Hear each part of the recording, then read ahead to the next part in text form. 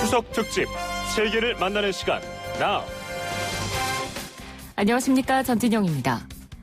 이번 추석 연휴는 고향을 찾지 못하는 분들이 많으실 겁니다.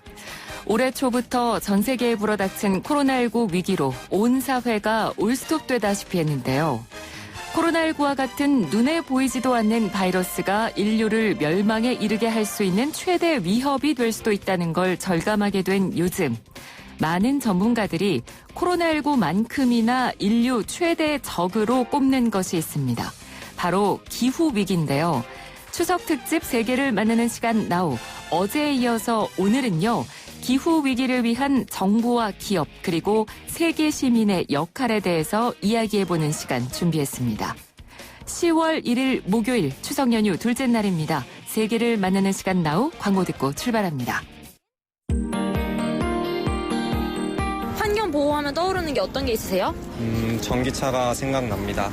환경오염은 인류가 직면한 심각한 문제이며 우리 인류 모두가 이 위기를 헤쳐나가도록 나무 심기? 아무 생각이 없어요.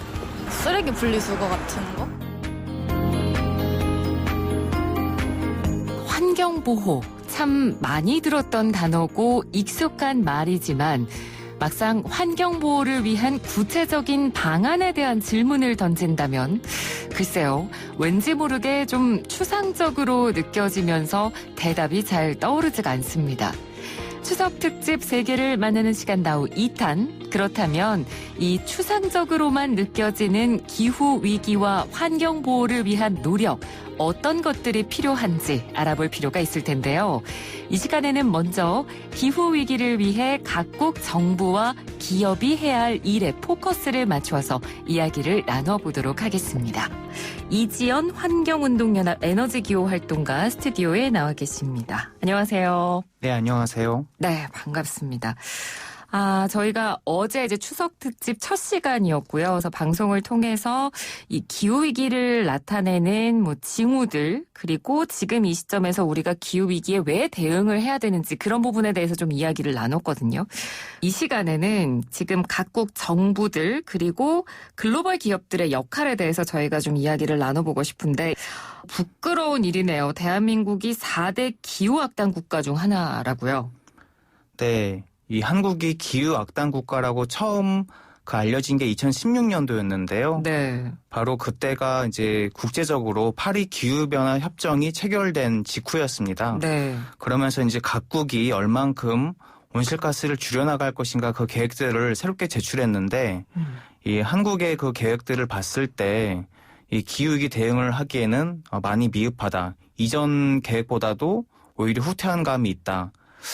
그리고 또, 한국이 녹색기후기금이라든지 과거 녹색성장을 추진했는데도 여전히 해외에 석탄발전소 수출을 계속하고 있다. 이런 이유 때문에, 다른 나라와 함께 대표적인 기후악당 국가로 선정된 바가 있습니다. 네. 그러니까 4대 기후악당이니까 우리나라 말고 다른 나라들을 보니까 사우디, 오스트레일리아, 뉴질랜드 이렇게네요. 4대 기후악당 국가.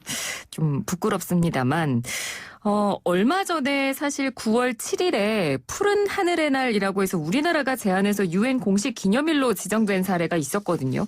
아마 뉴스를 통해 보신 분들도 꽤 계실 것 같은데, 아직 부족하긴 합니다만, 이전과 비교했을 때 우리 정부에서 기후위기에 대한 노력을 어느 정도 하고 있다고 파악을 하고 계시나요? 지금 정부에서 이 기후변화 대응에 대해서는 이미 10년 전부터 강조해왔습니다. 그래서 기후변화 문제에 대해서 더 이상 이제 외면할 문제가 아니라 당장 지금 닥친 현실이니까 적극적으로 대응하겠다. 이게 꼭 경제 성장하고도 꼭 부딪히는 문제만은 아니다라고 이제 했는데, 문제는 지금 온실가스 배출량이 사실은 꾸준히 증가했고요. 네. 국제사회 약속과는 달리 오히려 늘었고, 우리나라가 이제 2016년부터 이제 미세먼지가 심해지면서 대기오염에 대한 단기 대책들, 잠깐 자동차를 타지 않는다든지 화력발전소를 끈다든지 하는 단기 대책은 있었지만, 결국에는 이제 이런 걸로는 기후변화를 막기에는 매우 부족한데, 기후위기에 대한 어떤 정부의 정책 의지는 전반적으로 아직은 크게 미흡하다라고 볼 수 있습니다. 그러니까 단기적인 대책은 조금씩 나오고 있습니다만 중장기적인 대책, 그런 부분에 대해서는 여전히 좀 미흡하다는 이야기를 해주신 것 같고요. 이 기후위기 대응과 관련한 여러 나라 사례들 중에 가장 대표적으로 언급되는 게 EU의 사례거든요. 유럽 그린 뉴딜이다 해서 환경위기에 대응하기 위한 정책을 발표를 했거든요. 이 유럽 그린 뉴딜이 어떤 정책인지 좀 소개를 해주시죠. 네, 정확한 용어는 유럽연합의 그린 딜인데요. 네. 이거는 이미 코로나가 오기 전에 지난해부터 새로운 유럽연합 그 집행부에서 이제 발표한 새로운 전략인데요.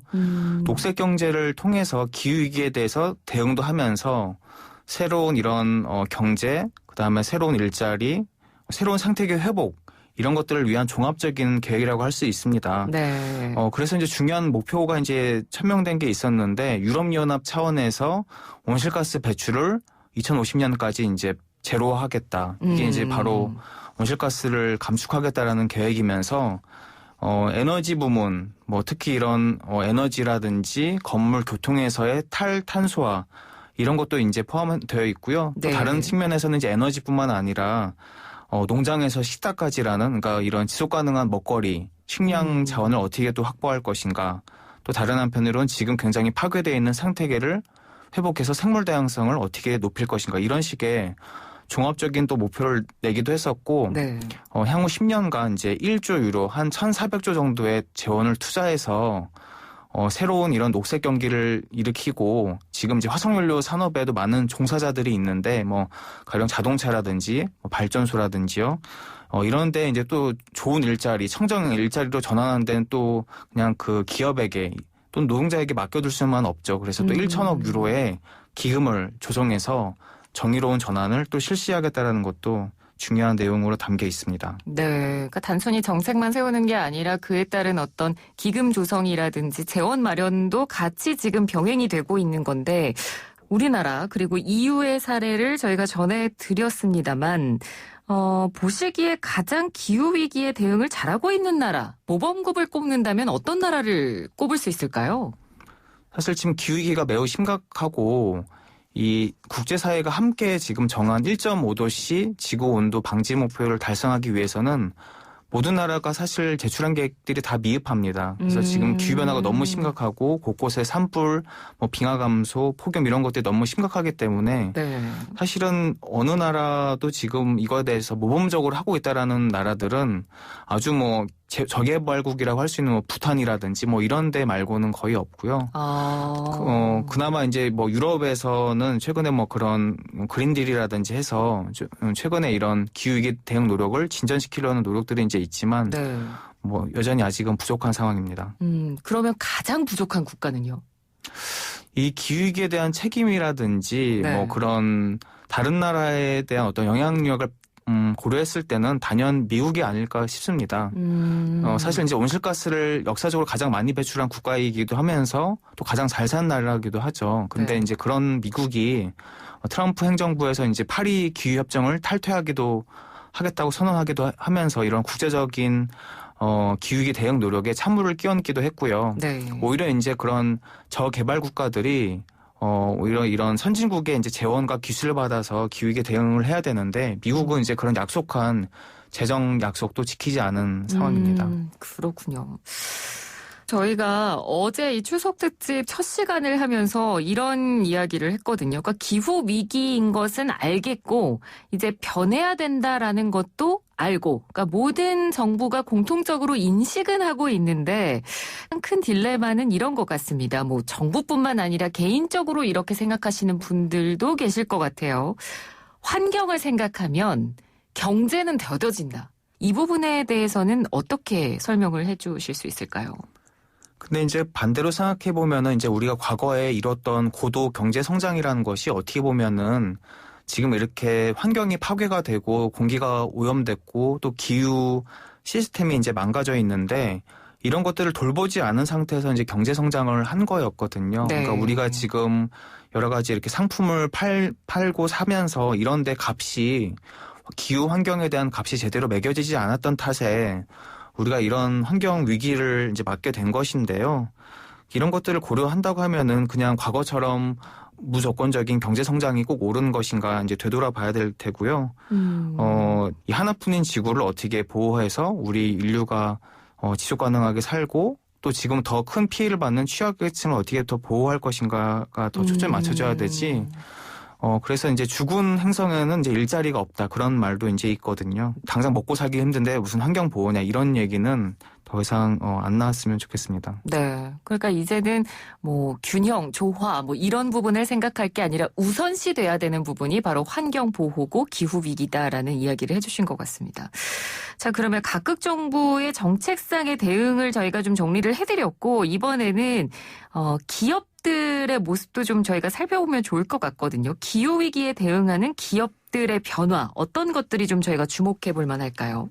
네, 제품을 생산하는 기업이라든지 IT 기업, 그 다음에 최근에는 이제 금융기관까지 이 기업들도 기후위기 대응에 동참하려는 추세인데요. 네. 일단은 우리 에너지를 특히 이제 많이 기업들이 쓰고 온실가스도 많이 배출하기 때문에 그 책임이 결코 적지가 않습니다. 최근에 근데 긍정적인 변화는 이렇게 에너지를 많이 쓰는 기업에서 그 사용하는 에너지의 전부를 재생가능 에너지, 그러니까 태양광이라든지 풍력발전 같은 재생에너지에서 모두 공급하겠다라는 그런 약속들을 하고 있어요. 이른바 이제 RE100, 재생에너지를 100% 쓰겠다. 이런 네. 이니셔티브인데요. 이런 기업들에는 우리가 이제 많이 알고 있는 애플, 구글, 마이크로소프트, 이런 기업들이 다 여기에 동참하겠다라고 이제 했고, 써야 되는 에너지는 재생에너지로, 이런 것들이 이제 앞서 말한 것처럼 제품을 화석연료를 태우지 않고서 생산하는 거기 때문에 소비자에게도 중요한 신호를 보낼 수가 있고요. 또 다른 사례로는 여태까지 화석연료 산업에 이제 금융권들의 아주 큰 투자에 의존을 해왔습니다. 네. 근데 이제 이런 금융기관들이 이래서는 안 되겠다. 기후위기에 대응하기 위해서는 우린 더 이상 석탄 발전을 비롯한 화석연료 산업에는 더 이상은 투자하지 않겠다. 그리고 이제 투자했던 지분도 철회하겠다 이제 하면서 그렇게 되면은 이제 그 돈의 흐름이 재생에너지 같은 이제 기후위기 대응 사업으로 이제 돌아서겠죠. 그래서 이런 금융권의 또 변화도 매우 중요한 부분입니다. 네. 금융권이나 정말 글로벌한 기업들에 대해서 얘기도 해주셨습니다만 저도 SNS를 통해서 봤거든요. 의류 브랜드인가요? 파타고니아가 있죠. 네. 파타고니아. 네. 해시태그나 관련 여러 가지 환경 운동이나 재생 가능한 그런 원료를 써서 제품을 만드는 그런 브랜드로 굉장히 최근에 또 화제가 되고 그런 현상도 좀 있었잖아요. 그 기업의 광고 중에서 저도 인상 깊게 봤던 것은 이제 우리 제품을 사지 마세요라는 광고였는데요. 그러니까 의류회사라면은 이제 많이 팔고 많이 써야지 또 새로운 제품을 사는데 그만큼 거기는 환경을 생각해서 오히려 자신의 그 옷을 수선해주고 고쳐 쓰는 자신의 사업을 하겠다 이제 이런 거였거든요. 지금은 네. 그래서 여러 가지 경제 위기, 환경 위기가 있지만 사실 우리가 모자라서 이런 위기가 생겼다기보다는 불필요하게 너무 많이 생산하고 너무 많이 쓰기 때문에 이런 문제가 생겼다고 봐요. 그런 점에서 익히 알고 있지만 여태까지 실천하지 못했던 것들 일회용품처럼 한번 만들고 폐기하고 이런 시스템이 아니라 정말 이렇게 여러 번 쓰고 자원을 아끼고 에너지도 효율적으로 쓰고 이런 사회로 가야지 정말 기후위기에 대해서 대응할 수 있는 새로운 사회가 만들어질 수 있다고 생각합니다. 네. 정말 말씀해 주신 대로 그런 경영 철학을 가지는 기업들이 앞으로 더 늘어야 할 텐데요. 그렇다면 기업들이 좀 더 적극적으로 좀 동참을 해야 되고 그 동참을 이끌어내려면 또 어떤 요소들이 필요할까요? 끝으로 한 말씀 부탁드립니다. 기업들은 기본적으로 이윤을 추구하는 것이 생리이기 때문에 이런 것들을 스스로 만들어 나가는 데는 한계가 있다고 봅니다. 규제하는 것은 정부고 국가이기 때문에 또 그다음에 이런 정부나 국회가 의지가 없다면 또 이런 기업의 기후위기 대응을 또 유도할 수는 없겠죠. 결국에는 네. 시민들이 그다음에 소비자들이 나서서 이런 기업들의 올바른 변화를 이끌어낼 수가 있다고 보고요. 그걸 통해서 이제 기업이 제대로 기후위기 대응을 할 수 있도록 올바른 또 제도와 법이 만들어져야 된다고 생각합니다. 네. 그러면 소비자들이 친환경 그리고 환경을 살리는 제품 이런 것들을 먼저 나서서 찾는다면 또 기업들이 결국은 움직이는 그런 결과로 이어지지 않을까 싶습니다. 자, 이 시간에는 기후 위기를 위해서 각국 정부 그리고 기업이 해야 할 일들에 대해서 저희가 한번 이야기를 나눠봤습니다. 환경운동연합 이지연 활동가였습니다. 오늘 말씀 잘 들었습니다. 고맙습니다. 네, 감사합니다. 추석 특집 세계를 만나는 시간 나우 함께하고 계십니다. 이번 시간에는 이 기후 위기에 대응하는 세계 시민의 자세 그리고 환경 교육의 필요성에 대한 이야기를 나누어 보도록 하겠습니다. 오늘 특집이니만큼 특별하게 두 분을 모셨는데요. 독일 다니엘 씨 그리고 호주 블레어 씨 오늘 두 분과 함께합니다. 어서 오세요. 안녕하세요. 안녕하세요. 아 반갑습니다. 반갑습니다. 진짜 반갑습니다. 우리 다니엘 씨는 뭐 세만씨 가족이니까 따로 또 인사가 필요 없을 것 같고 그래요. 너무 무시당했네요. 우리 블레어 씨는 YTN 라디오 처음 와보셨죠? 네, 맞습니다. 처음이에요. 처음 오셨으니까 그러면 인사를 좀 해주세요. 또 추석이기도 하니까. 네, 안녕하세요, 여러분. 저는 호주에서 온 블레어 윌리엄스라고 합니다. 이제 한국에서는 한 10년 정도 살았고요. 원래 마케팅 일을 하는데, 방송 일도 가끔 합니다. 그래서 저희가 오늘 추석 특집이라 특별히 두 분을 모셨고, 다니엘 씨는 평소에 환경 이슈에 관심이 많으신 걸로 제가 알고는 있었어요. 네. 네네. 블레어 씨는 어떠세요? 평소에 환경에 좀 관심이 많으신 편이세요? 네, 좀 많은 편이에요. 워낙 호주 사람이다 보니까 저희는, 호주는 대자연이잖아요. 그러니까 호주는 그래서, 정말 너무 과연 네. 경관이 아름답기로 유명하니까. 그렇죠. 그래서, 네. 그리고 최근에는 약간 산불이든 이런 약간 큰 위기가 있었잖아요. 환경 위기 같은 거 있었으니까 네. 모든 호주 사람들이 어느 정도 환경에 대한 인식도 그렇고 그냥 관심이 있는 것 같아요. 그래서 저도 그렇습니다. 그 말씀해 주셨으니까 산불 상황 좀 여쭤보고 싶은데 네. 지난해 진짜 산불이 크게 나서 네, 맞습니다. 저희 프로그램에서도 호주 현지에 계시는 한국분 전화 연결해서 소식도 좀 듣고 그랬거든요. 워낙 아마 한국 분들이 이런 거에 대해서 얼마나 아시는지 잘 모르겠는데 매년 이런 산불이 나거든요. 그래서 어느 정도 호주 워낙 건조한 나라다 보니까 그래서 워낙 어느 정도 있긴 있지만 작년에는 엄청 큰 편이었습니다. 지구 온난화 때문에 네. 호주가 좀 더 건조해지고 이런 가뭄이든 이런 게 비 많이 안 오니까 더 이렇게 건조해지니까 산불이 더 일찍 시작하고 더 늦게 끝나는 거예요. 그리고 좀 더 크기가 문제가 되는 거예요. 워낙 호주 기온 자체가 건조하니까 네. 산불이 잦긴 했지만 기후 위기 때문에 훨씬 더 산불 기간이 길어졌고 규모도 커졌다는 얘기를 해주신 건데 네네. 그러면 두 분도 우리나라에서 산지 굉장히 오래됐으니까 올해만 해도 우리나라에서 이거 진짜 기후 위기인가 정말 심각하다라고 느낄 만한 그런 체감할 수 있는 자연 현상들이 좀 이상한 것들이 많이 느껴지긴 했거든요. 네네. 어떤 게 대표적으로 지금 딱 떠오르세요? 일단 장마가 이번에 54일이었으니까 이거 역사상 제일 오래된 장마였고요. 네. 그 다음에 태풍도 제 알기로는 거의 11개 정도 왔기 때문에 이 정도, 그러니까 두 개 다 사실 되게 슬픈 기록이죠. 블레어 씨가 지금 딱 생각나는 기후 변화. 지금 당연히 한국 같은 경우에는 이 장마겠죠. 이게 홍수도 나고 되게 예를 들면 제가 봄에 하동군 갔다 왔었거든요. 그래서 제가 거기 돌아다녔는데 보니까 지금 엄청 크게 거기도 홍수 난 거예요. 네. 제가 갔던 곳이 이제 홍수 난 게 제가 완전 놀랐습니다. 진짜 그것만 보고. 그러니까요. 독일의 경우는 어때요? 최근에 기후 위기라고 느낄 수 있는 독일 현지에서. 저희도 여러 가지 현상이 있는데 저도 뉴스로만 접했지만 일단 온도가 많이 올라갔고요. 저희도 지금 작년에 40도 찍었거든요. 독일에서 여름에. 독일에? 독일에서 40도는 정말 말도 안 되는 거거든요. 사실 40대 들었을 때 터키나 그리스 정도 가야지 이 정도 나올 줄 알았는데 뉴스 보니까 독일에서도 작년에 이제 40도 찍었고요. 그다음에 저는 개인적으로 제일 충격적이었던 뉴스가 독일에서 토르네이도가 생긴 거예요. 몇 번. 근데 토르네이도라고 하면은 미국 애리조나나 그쵸, 보통 그쪽으로만 미국만 떠오르는데 떠오르죠. 맞아요. 네, 근데 독일 내에서도 토르네이도가 이제 일어났다고 합니다. 몇 번. 몇 년 전부터 가끔씩 그런 소식들이 이제 들려오는데 네. 게다가 이제 전문가들이 어떤 예상하냐면은 계속 이 정도 기후 위기가 이제 지속되면 독일은 아마 한 2050년쯤 되면 프랑크푸르트가 아프리카 정도의 기온이 될 거래요. 와. 예. 2050년이면 진짜 얼마 안 남았어요. 얼마 안 남았어요. 네, 30년 30년 정도니까 저희 셋도 건강하면 그때까지 살아있을 맞아요. 수 있는 거고 맞아요. 그렇죠? 독일 이제 안 가려고요. 어떻게? 근데 한국도 2050년에 어떻게 될지 모르니까요. 그러니까요. 그렇죠. 지금 뭐 전 세계 곳곳에서 이렇게 기후 위기를 다들 체감하고 느끼고 위기라고 인식은 하고 있습니다. 자, 그러면 본격적으로 기후 위기를 위해서 우리가 그럼 개인적으로 무엇을 하면 좋을까에 대한 이야기를 나눠보도록 하겠습니다. 자, 두 분은 혹시 생활 속에서 개인적으로 내가 최소한 환경을 위해서 이런 건 하고 있다. 자랑할 만한 거 있으신가요? 기본적인 거 뭐 있지만 뭐 플라스틱 뭐 줄이는 거 아니면은 뭐 자동차 대신에 대중교통이나 쓰는 거 있는데 네. 제가 노력하고 싶은 게 해보고 싶은 게 이게 고기 감소하는 거 있잖아요. 왜냐면 네. 고기 만드는 게 사실 물 많이 들어가잖아요.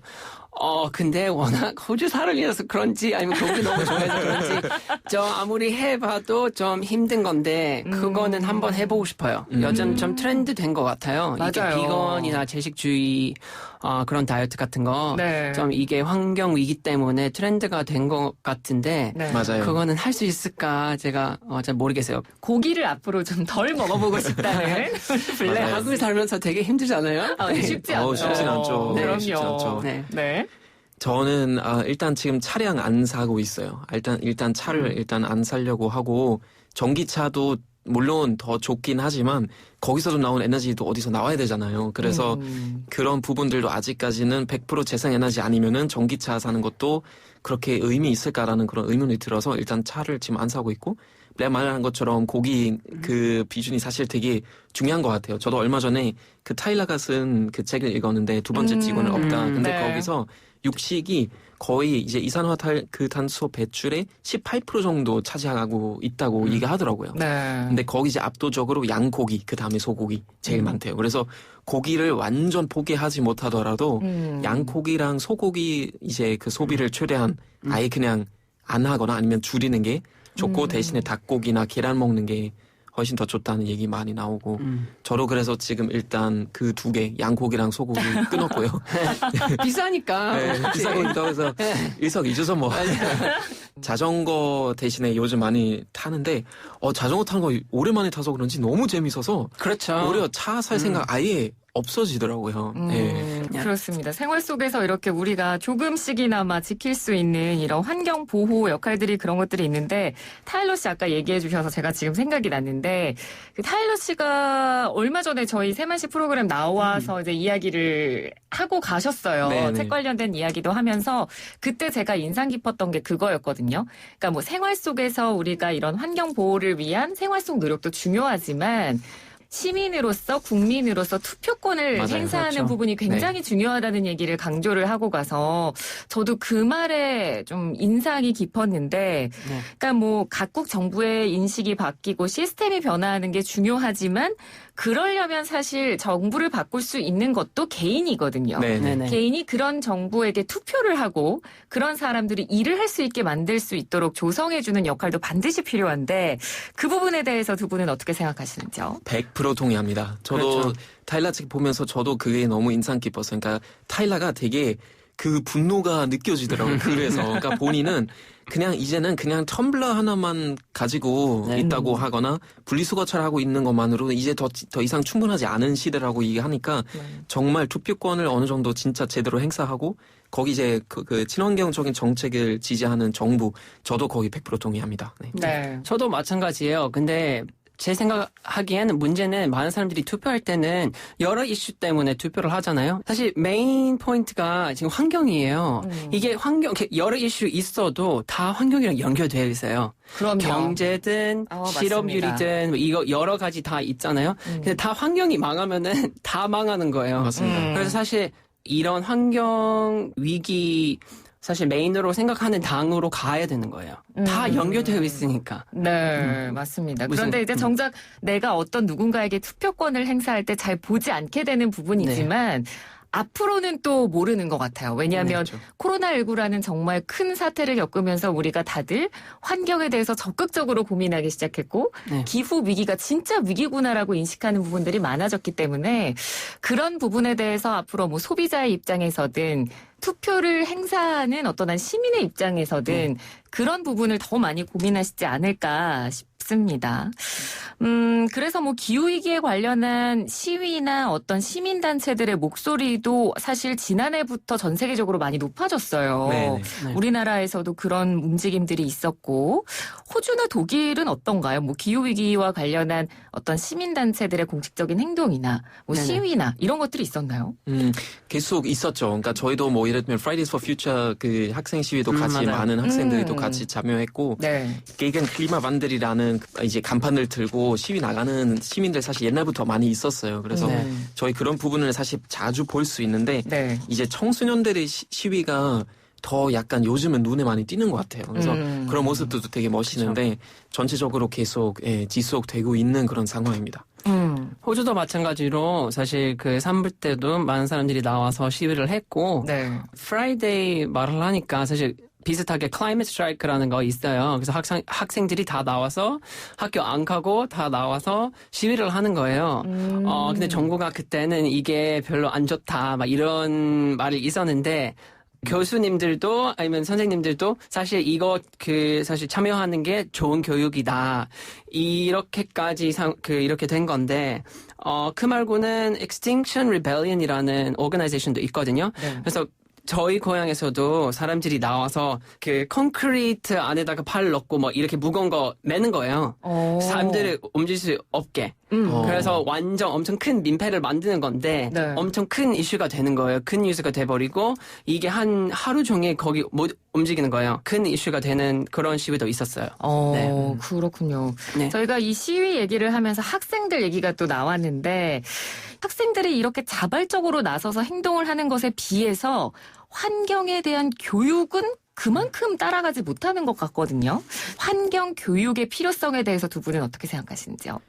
너무나 필요하죠. 그러니까 그렇죠. 저는 다른 방송에서 이제 그 김누리 교수님이라고 그 분이 이제 나와서 독일에 대해서 저도 몰랐던 얘기 해주시더라고요. 근데 그 중에 하나가 그 얘기 하더라고. 독일에서 3가지 교육을 중요시하는데 정치 교육, 성교육, 그리고 생태 교육. 그러니까 생태 교육은 그러니까 일단 정치 교육은 남과 나의 관계, 그 다음에 성교육은 나와 나의 관계, 그리고 환경은 그러니까 생태 교육은 환경과 나의 관계에 대해서 얘기하니까 이게 전부 다 이제 커버된다는 얘기죠. 네. 네, 마찬가지로 사실 제가 학교 다녔을 때는 그런 생각을 안 했었거든요. 그래서 지금 다행히 제가 찾아보니까 호주가 sustainability라는 교육도 하는 거예요. 네. 그래서 이거는 사회하고 경제하고 환경 어떻게 다 연결되어 있는지 가르쳐 주는 거예요. 맞아요. 왜냐면 이게 다 묶어 있잖아요. 네네. 네. 하나는 망하면 다 망하는 거잖아요. 그래서 이런 교육도 시키니까 되게 좋은 것 같아요. 자, 그러면 여기서 잠시 한국의 환경교육은 과연 어떻게 이루어지고 있는지 굉장히 좀 궁금해져요. 그래서 학교에서 직접 환경을 교육하고 계시는 선생님 한 분을 저희가 전화로 연결해서 좀 궁금한 점도 여쭤보고 이야기를 나눠볼까 합니다. 부천 송내구에서 학생들을 가르치고 계시는 안재정 선생님 전화 연결돼 있습니다. 선생님 안녕하세요. 예, 안녕하세요. 부천 송내고등학교에서 환경 가르치고 있는 17년차 교사 안재정입니다. 네, 선생님 반갑습니다. 지금 다니엘 씨, 블레어 씨도 같이 나와 계시거든요. 서로 인사 좀 나눠주시죠. 안녕하세요, 선생님. 안녕하세요, 선생님. 반갑습니다. 예, 예. 네, 반갑습니다. 환경교육 전문교사가 있다는 건 저도 이번에 처음 알았는데 한국에 이 환경교육을 전문적으로 하는 선생님들이 많이 계시나요? 어떻습니까? 예를 들면 뭐 전문교사라는 게 이제 전공한 교사가 이제 그 담당 과목을 가르치는 이렇게 교사로 구분을 하자면 아마 2019년 통계를 보면 우리나라에 이제 6,000개 정도의 중고등학교가 있는데 그 정도의 한 10% 정도만 선택을 한 것 같아요. 교과 선택을. 그게 540개쯤 되고요. 그리고 이 중에 저처럼 이제 전공한 전문교사가 배치되어 있는 학교는 한 20개의 학교 정도. 전국에 20개요? 예, 그렇죠. 네. 6,000개에서 20개 정도니까 한 0.3%쯤 되나요? 뭐 거의 안 되고 있다고 보셔도 될 것 같아요. 예. 0.3%, 1%도 채 안 되는 비율이네요. 예. 자, 그러면 한국에서 저도 환경교육을 정규 과목으로 들은 기억이 없는데 여전히 지금도 환경교육이 필수 과목은 아니죠? 예, 그렇죠. 네. 선택교과로 되어 있고요. 선택한 학생들만 배우게 되어 있는데 일단 그 배정된 수업 수가 뭐 국영수나 이런 과목들에 비해서 굉장히 낮고요. 또 학생들이 또 입시라는 현실적인 이해관계랑 좀 다소 동떨어져 있기 때문에 선택률이 낮은 편입니다. 근데 그게 어떻게 보면은 학생들의 뭐 눈앞에 있는 뭐 문제만 해결하기에도 여유가 없는 학생들한테 그 이상의 그런 큰 거시적인 관점을 갖고 앞으로 미래에 대해 생각해 보라고 하는 건 좀 우리의 욕심일 수 있고, 어떤 면에서 우리나라가 아직 기후변화나 환경 문제에 대해서 바라보는 교육 수준이 막 그 정도이지 않나 하는 좀 그런 좀 아쉬움이 있어요. 근데 이제 앞으로 기후변화나 미세먼지나 이렇게 심각해지니까 이제는 좀 선택의 문제에서 필수의 문제로 넘어가야 되지 않나 하는 그런 걱정을 하고 있습니다. 예. 네. 그러니까 방금 말씀해주신 부분이 굉장히 인상적인 것 같아요. 그러니까 이런 환경 문제가 이제는 선택이 아니라 필수인 상황이다라는 이야기를 해주시면서 좀 그 부분에 대한 우려를 나타내 주셨는데, 그러면 과연 환경 과목 시간에는 학생들이 어떤 걸 배우게 되나 그 부분도 좀 궁금한데 소개를 좀 해주신다면요. 일단은 뭐 교과 수업이니까 아무래도 좀 자유롭게 하는 그런 교육 활동에 비해서는 조금 딱딱한 면이 있어요. 그래서 네. 이제 환경 문제를 바라보는 관점이나 뭐 사회과학적 환경 체계들, 그리고 뭐 여러 가지 환경 문제들에 대한 탐구들, 그리고 어찌됐건 우리가 살아가야 되는 지속 가능한 사회에 대한 그런 내용들이 이렇게 좀 주된 내용으로 다루고요. 제목만 들으면 다소 딱딱한 느낌이 나는데, 실제 수업할 때는 환경에 대해서 좀 옳은 올바른 가치관과 세계관을 갖고 문제를 좀 심층적이고 융합적으로 좀 이해했으면 좋겠고, 그래서 그거를 미래의 좀 발전과 좀 관련지어서 체험이나 실습을 좀 했으면 좋을 것 같아요. 그래서 학생들에게 좀 더 이렇게 재밌게 할 수 있는 방안이 뭘까를 고민하고 있습니다. 왜냐하면 이렇게 재미없게 하면 애들이 수업을 안 듣거든요. 그래서 지난 15년 동안 어떻게 하면 이렇게 유익하면서 재밌을까에 대한 고민을 많이 했던 것 같아요. 네. 참 다니엘 씨나 블레오 씨도 이 환경을 전문으로 가르치는 선생님께 좀 궁금한 점이 있으시면 하나씩 네네. 좀 여쭤봐 주시면 좋겠어요. 네, 선생님, 저도 사실 노잼 캐릭터가 좀 강하기 때문에 재미에 대한 고민 저도 많이 하는데, 혹시 학생들의 전체적인 반응이 어때요? 이 수업에 대한 반응이요? 그래도 일단 다른 수업에 비해서는 좀 이렇게 유연한 편이어서 일단은 좀 수업을 들으면 좀 재밌어 하는 것 같고요. 그리고 그동안 환경교육이 약간 학생들에게 약간 의무와 책임만 좀 부과하는 그런 면들이 있었던 것 같아요. 그래서 듣고 나면 좀 마음도 무거워지고 이런데, 저는 그런 마음의 짐은 저희 세대에서 좀 끝냈으면 좋겠고, 지금 배우는 아이들은 좀 여유를 갖고 이렇게 좀 새로운 미래를 열어갈 수 있는 그런 상상력과 질문이라고 해야 되나요? 그런 것들을 좀 가졌으면 좋겠다는 그런 바람을 갖고 있습니다. 네. 자, 그럼 블레오 씨도 좀 질문 하나 네. 해주시죠. 선생님 안녕하세요. 저는 아이들에게 이런 환경 교육이 왜 필요하는지 설명해 주시면 좋을 것 같습니다. 근데 실제 우리가 이제 환경교육을 받는다고 해서 뭐 세계적으로 유명한 툰베리처럼 막 환경운동가가 되거나 막 지구를 지키는 막 그런 레인저가 되는 건 좀 아닌 것 같아요. 실제 우리 아이들은 생각보다 변화 속도가 되게 굉장히 느리거든요. 네. 다만 이제 교육을 하면 교육이 인간을 바꾸는 유일한 방법이라고 생각해 볼 때, 어떤 문제나 상황에 대해서 학생들이 이해하고 대처하는 방식은 그래도 안 배운 친구들에 비해서는 사뭇 다른 면이 있는 것 같습니다. 네. 그래서 뭐 그게 이제 자기가 진학을 할 때나 아니면 새로운 문제에 대해서 접근할 때 좀 해석하는 방법들이 좀 난다는 면들이 있고요.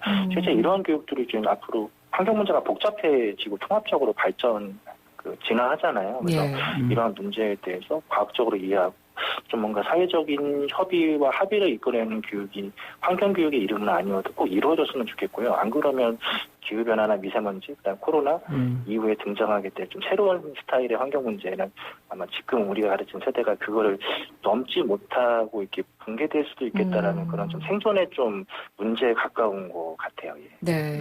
선생님 오늘 도움 말씀 주셔서 고맙습니다. 예, 감사합니다. 네. 감사합니다. 네, 지금까지 부천 송내고에서 환경교육을 맡고 계시는 안재정 선생님과 저희가 전화 연결해서 이야기를 좀 나눠봤고요. 참 교육이 정말 중요하다라는 걸 선생님과의 대화를 통해서 저희가 다시 한번 느끼게 된 것 같습니다. 그리고 또 그런 부분을 느꼈던 계기 중에 하나가 지난해 열렸던 유엔 총회를 저희가 좀 얘기를 할 수 있을 것 같은데, 그때 당시에 이제 기후위기 방안을 찾아보자 이러면서 각국 정상들이 한자리에 모였는데, 사실 정상들이 모이기 전에 전 세계 청소년들이 먼저 움직였거든요. 맞습니다. 전 세계 160개국에서 400만 명 넘는 학생들이 모여서 정말 기후 위기를 정부가 인식을 하고 이 권력자들이 움직여야 된다 이렇게 적극적으로 목소리를 냈거든요. 청소년들의 외침을 보면서 참 우리 어른들의 입장에서 느낀 부분들이 좀 상당히 많았었던 것 같기도 해요. 네, 두 분은 맞아요. 어떻게 보셨는지요? 저는 개인적으로 청소년 어린 친구들은 제일 용기가 많다라는 생각 다시 한번 했었어요. 왜냐하면은 정말 어떤 대한민국 정말 현대사 봤을 때도 좀 큰 사건들 사실 다 청소년들의 힘이었던 것 같아요. 3.1 운동도 그렇고요. 뭐 이제 80년대 이제 학생 운동도 마찬가지고 오히려 젊은 사람들은 더 생각 있고 더 용기가 있는 것 같아요. 네. 그리고 그 사람들의 미래잖아요. 그러니까 저희는 맞아요. 뭐 지금 뭐 몇십 년 더 지나면 아마 이 세상을 떠날 텐데 그 후는 사실 우리가 변화를 느껴도 엄청 우리 생을 위협하는 변화까지는 아마 없을 것 같긴 하지만 다른 나라 사람들이나 이제 우리 다음 미래 세대는 이제 다를 거잖아요. 제가 봤을 때는 이 젊은 친구들은 이제 너무 답답한 것 같아요. 이게 더 이상 우리 그냥 얘기하면 안 돼. 뭐 좀 해야 돼. 나가서 우리 좀 소리 만들어야 돼. 왜냐하면 이제 정치인들이 아무리 얘기를 해도 신뢰감이 없어진 것 같아요. 신뢰가 없어요, 이제. 네. 계속 말만 하고 그냥 사실 바뀐 게 없어요. 그 젊은 친구들은 이게 미래잖아요. 그래서 희망이나 네. 그런 거 필요하는데 너무 답답해서 학교도 안 가고 이런 클라이밋 스트라이크도 하고 막 이렇게 나와서 소리 내는 게 진짜 멋있는 것 같고 필요하다고 생각을 합니다. 네. 참 이 기후 위기의 시대에서 저희가 개인의 역할들, 뭐 생활 속에서 우리가 할 수 있는 것들, 그리고 방금 또 이야기에서 나왔습니다만 그런 그레타 툰베리, 제2의 제3의 그레타 툰베리들이 점점 늘어나는 거. 그 중심에 정말 얼마나 제대로 된 환경 교육이 중요한가 이 부분에 대해서도 저희가 좀 고민을 해봐야겠다는 생각이 드는데 뭐 앞으로 환경 교육은 이런 식으로 이루어졌으면 좋겠다. 그 부분에 대한 의견을 두 분께 한마디씩 듣고 오늘 이야기는 좀 마무리를 하도록 할게요.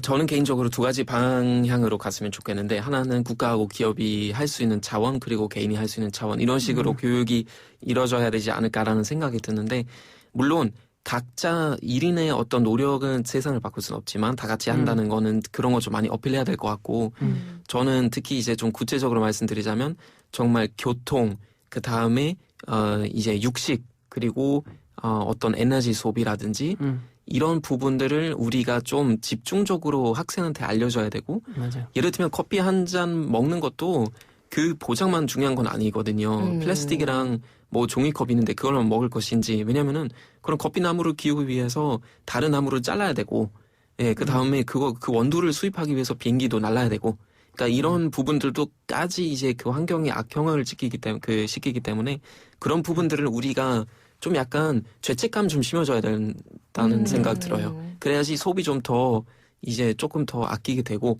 좀 더 생각이 밝아지지 않을까 싶어요. 네. 이게 다른 과목에도 이런 환경적인 말이 나오면 좋을 것 같아요. 수학이든 뭐 국어든 뭐 역사든 이런 거 다 계속 제가 말씀드리지만 다 연결되어 있거든요. 그래서 좀 전체적인 이런 환경 교육이 있으면 좋을 것 같고 그리고 아까 그 다니엘 말씀하신 것처럼 이런 기업이나 정부가 할 수 있는 거 그리고 개인이 할 수 있는 거 전체적으로 이렇게 다 시켰으면 좋을 것 같아요. 네.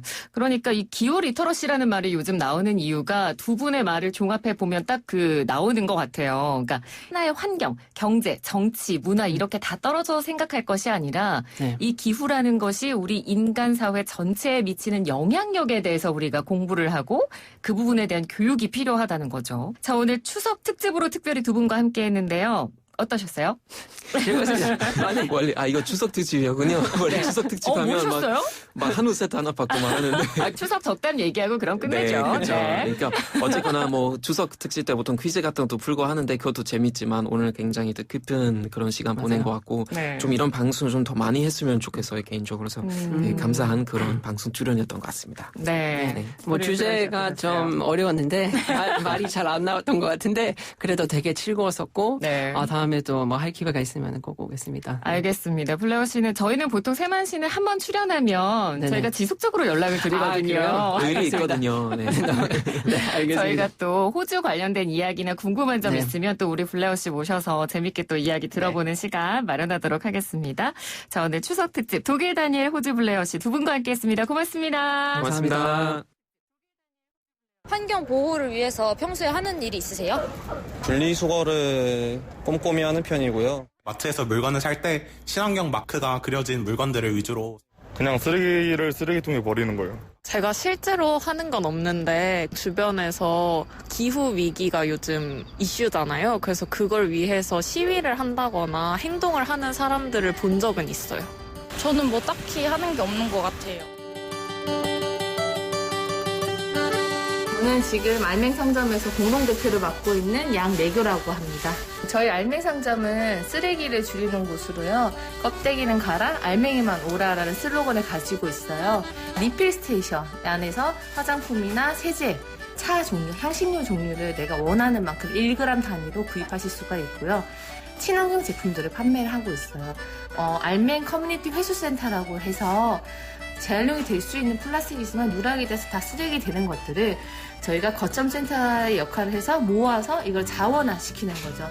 페트병의 병뚜껑을 모으고 있고, 그리고 커피가루를 말려서 가지고 오시거나 아니면 우유팩도 씻어서 말려서 가지고 오시거나. 환경 실천이라고 하면 다들 어렵게 생각을 많이 하시잖아요. 이건 환경운동가가 하는 일이야, 아니면 나랑 상관없는 일, 내가 하기에는 좀 너무 어려운 일이라고 생각을 하시는데 저 역시도 사실 그랬었거든요. 쓰레기를 줄이는 거는 나의 소비 생활도 바꿔야 되는 거고, 나의 소비 생활을 바꾸면 나의 가치관을 바꿔야 되는 거고, 나의 가치관이 바뀌면 라이프 스타일까지 다 바뀌는 거거든요. 이거를 한꺼번에 바꾸려고 하면 과부하가 생겨서 오히려 포기하기가 쉬워져요. 정말 한 가지라도 꾸준하게 실천할 수 있는 거를 선택하셔서 하셨으면 좋겠다라고 말씀을 드려요. 그게 텀블러가 됐든 손수건이 됐든 뭐 대나무 칫솔이 됐든 한 가지를 내가 습관화를 들인다면 다음번에 넘어갈 때 좀 더 쉬워지는데, 제가 처음에 했던 방법은 아이들이 2명이 있다 보니까 저는 외출할 때 예전에 당연히 편의점이 있으니까 가볍게 나서 편의점에서 생수 하나 사서 애들이랑 먹고 그랬는데, 이제는 제가 애들 물병을 들고 다니기 시작했어요. 거기다 제 텀블러까지 챙겨야 되는 건 굉장히 무겁고 번거롭고 불편했는데, 이걸 계속 들고 다니다 보니까 어느 순간에는 가벼우면 이상한 거. 그래서 보면은 물통 빠졌네? 이러면서 이제 물통을 챙기게 되는 거죠. 역으로 바뀐 거죠, 습관이. 그러니까 이런 식으로 내 몸에 배일 때까지 한 가지 습관을 꾸준하게 들이게 되면 이게 당연하게 되는 거고, 당연한 게 생기면 다음번 도전이 더 당연하게 또 생각이 들 수 있거든요.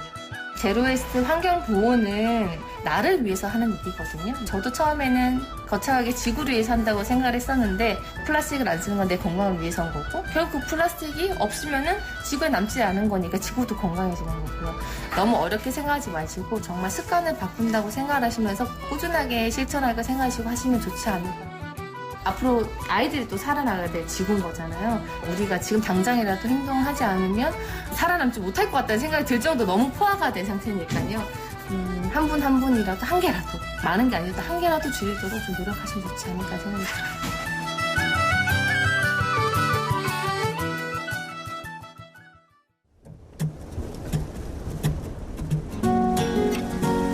현란한 전자음이 음악 시장을 점령한 21세기에 오로지 어쿠스틱 악기들로만 만든 음악으로 그래미상에 노미네이트된 뮤지션이 있습니다. 이 뮤지션, 음악을 녹음할 땐 태양열 전력만 사용하고요. 재생종이와 친환경 잉크로 앨범 커버를 제작하고 공연에 쓰는 소모품은 모두 재활용 소재로 만들기까지 한다고 합니다. 바로 미국의 싱어송라이터 잭 존슨인데요. 그의 고향인 하와이의 지역 주민들과 함께 부른 In the Morning, 오늘 끝곡으로 들려드리면서 추석 특집 세계를 만나는 시간 나우 마칩니다. 저는 다음 주 월요일 오전 9시 10분에 다시 찾아뵙죠. 고맙습니다.